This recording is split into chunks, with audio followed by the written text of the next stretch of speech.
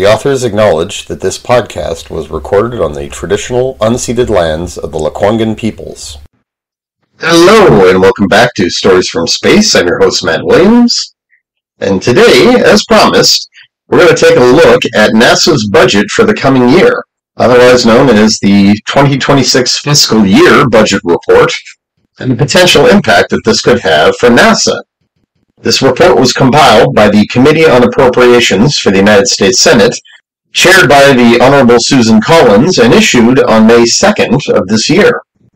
The release of the report has led to significant concerns at the agency, as it recommends significant cuts to international programs, education, health.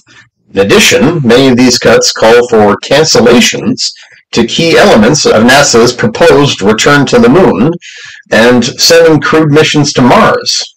As we explored a previous episode with Keith Cowing as our guest, there has been a sense of chaos over at NASA ever since the Trump administration entered office, largely because of the significant cuts implemented by DOGE, or the Department of Government Efficiency. For many, this budget is a further cause of trepidation and uncertainty. For others, it confirms what has been suspected for some time now. To summarize it briefly, the budget allocates $7 billion for lunar exploration and $1 billion for programs focused on Mars. The budget is also very clear that NASA's priorities for the coming years are returning astronauts to the Moon and Mars ahead of China.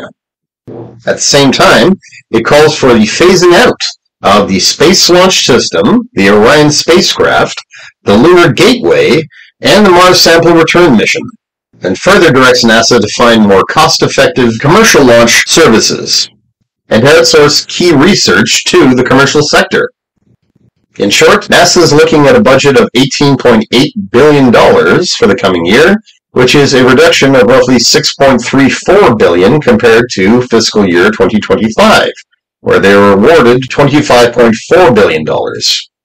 This makes NASA's budget for 2026 roughly equivalent to their annual budget for 1980, which, adjusted for inflation, worked out to $18.925 billion. To break it down, the budget recommends an increase of $647 million for human space exploration, specifically targeting Mars-focused programs. This is to include the cancellation of the robotic sample return mission, which will now be the responsibility of crewed missions. As per NASA's previous plans, these missions were scheduled for the 2030s, where crewed missions would arrive on Mars, obtain the sample cache collected by the Perseverance rover, and return them to Earth for analysis.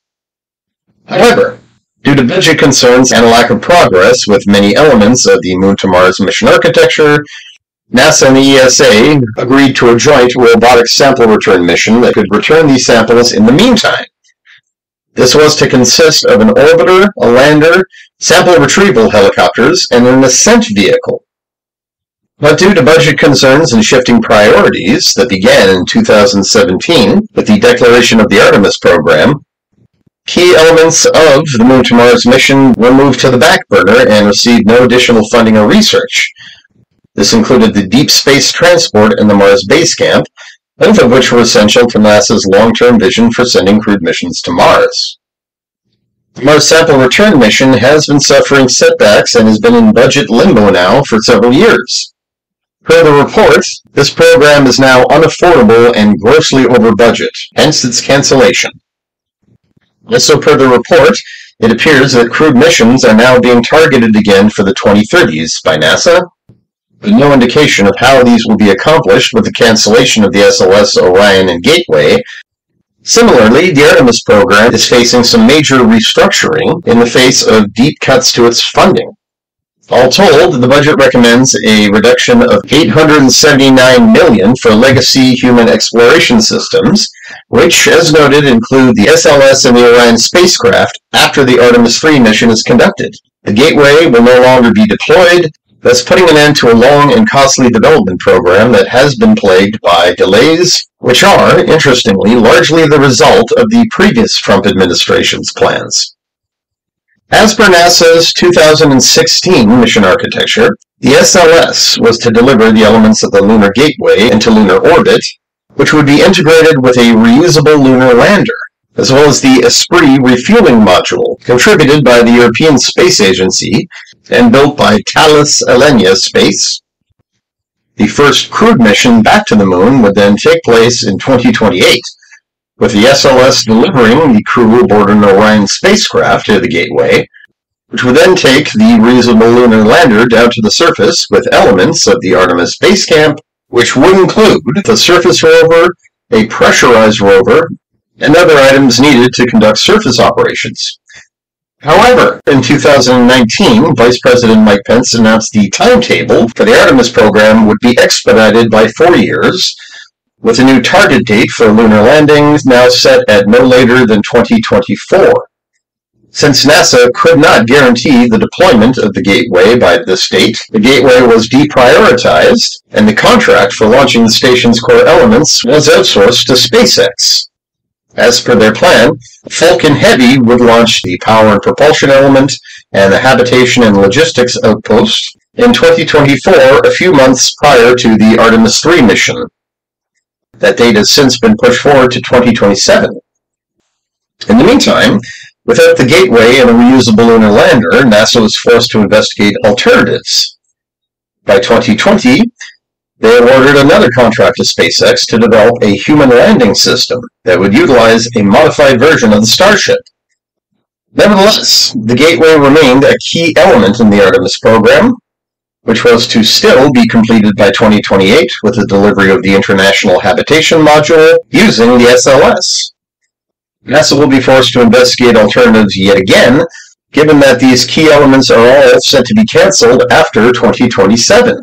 As the report states, SLS alone costs $4 billion per launch and is 140% over budget. The budget funds a program to replace SLS and Orion flights to the Moon with more cost-effective commercial systems that would support more ambitious subsequent lunar missions. The budget also proposes to terminate the Gateway, a small lunar space station in development with international partners, which would have been used to support future SLS and Orion missions. As expected, Earth science is also being cut, similar to Trump's first administration. In particular, the Landsat Next mission is considered an example of low-priority climate monitoring satellites. This satellite was to be launched by late 2030 or early 2031, and would build on the successes of its predecessors, which have been providing scientists with real-time climate data for years. The Landsat Next would offer improved measurements and better temporal, spatial, and spectral resolutions, which would have applications in everything from monitoring forest fires and foliage patterns to addressing climate change.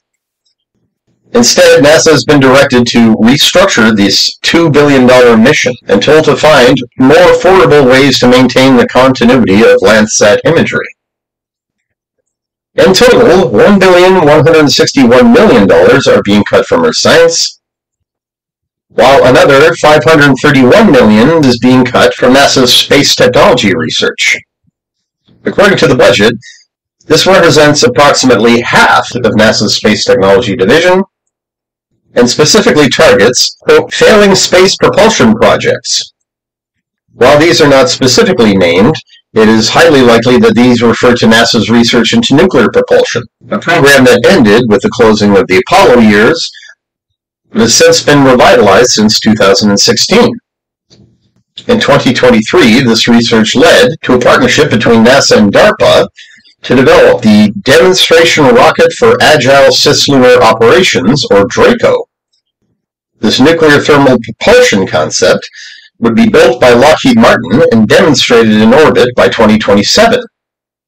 The system was intended to dramatically reduce the transit times to Mars, whereas it currently would take 6 to 9 months for a conventional mission to make the journey. Estimates indicate that a nuclear thermal propulsion concept could do the same in about 90 to 100 days. In any case, the budget once again recommends that the commercial space sector would be a more cost-effective alternative than NASA's own research, stating, the reductions also scale back or eliminate technology projects that are not needed by NASA or are better suited to private sector research and development. Meanwhile, another $346 million was cut from aeronautics research. specifically programs that are concerned with green aviation and climate-focused approaches. This is likely alluding to attempts to develop electronic aircraft, powered by solar panels and batteries, as well as carbon capture technology that would create rocket fuel out of excess carbon dioxide in our atmosphere. For this section, the budget also emphasizes that it will protect the development of technologies with air traffic control and defense applications. A further $1,134 million are being cut from mission support services, with the instruction that NASA streamline the workforce, IT services, NASA center operations, facility maintenance, and construction and environmental compliance activities. In short, NASA is being told to cut its workforce and do more with less, with an emphasis on efficiency. Furthermore, the budget contains a $508 million reduction in funding for the International Space Station. This funding will reduce the ISS crew size, funds to onboard research, and the number of crew and cargo flights to the ISS. This particular item is not surprising, given that the ISS is slated for retirement in 2030, and according to the budget authors, these cuts reflect the upcoming transition to a more cost-effective commercial approach to human activities in space as the space station approaches the end of its life cycle. The authors further state that the remaining budget will be focused on efforts critical to the Moon and Mars exploration program. And last, and perhaps most glaringly, the budget recommends cuts to the Office of Science, Technology, Engineering, and Mathematics, totaling $143 million. As it states, similar to prior generations that were inspired by the Apollo lunar landings, NASA will inspire the next generation of explorers through exciting, ambitious space missions, not through subsidizing woke STEM programming and research that prioritizes some groups of students over others and have had a minimal impact on the aerospace workforce. A quick read of this budget does make a lot of things abundantly clear. For those familiar with the Trump administration's policies, there are very few surprises in this budget.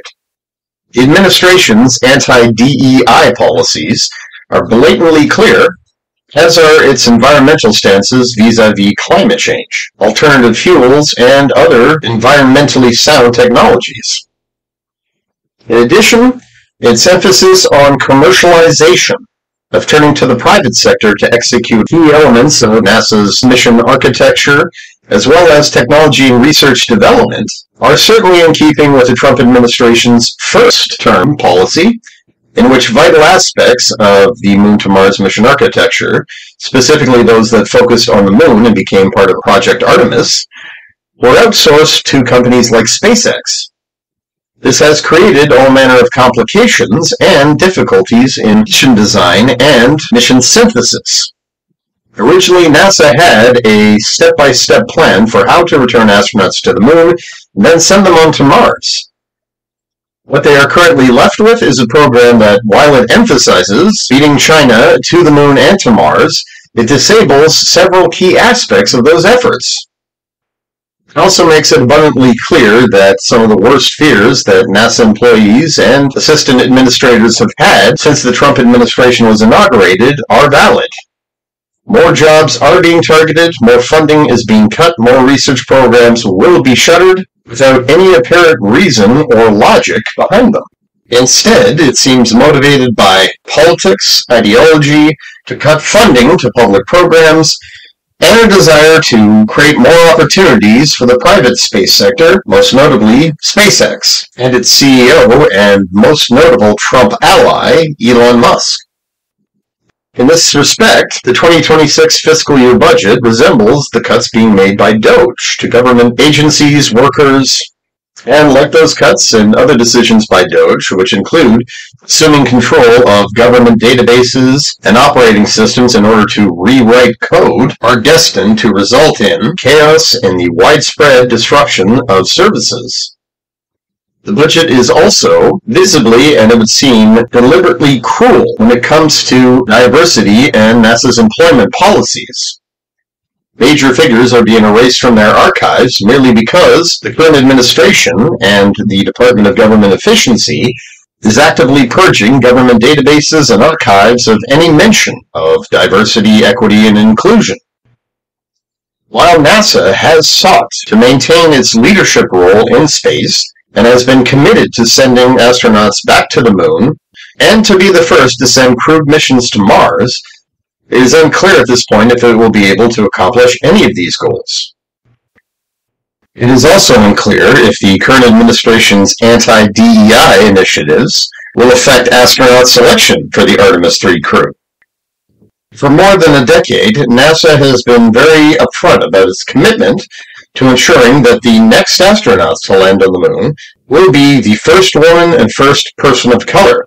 This is in keeping with NASA's commitment to diversity and representation in all aspects of space exploration, research, and science, as well as its commitment to the ideal expressed in the historic Outer Space Treaty, that space is for all humanity.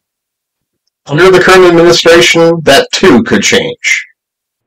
Under the proposed budget, NASA will be forced to reinvent its mission architecture for everything beyond 2027, and it is unclear if the Mars missions will have to be pushed back further as a result.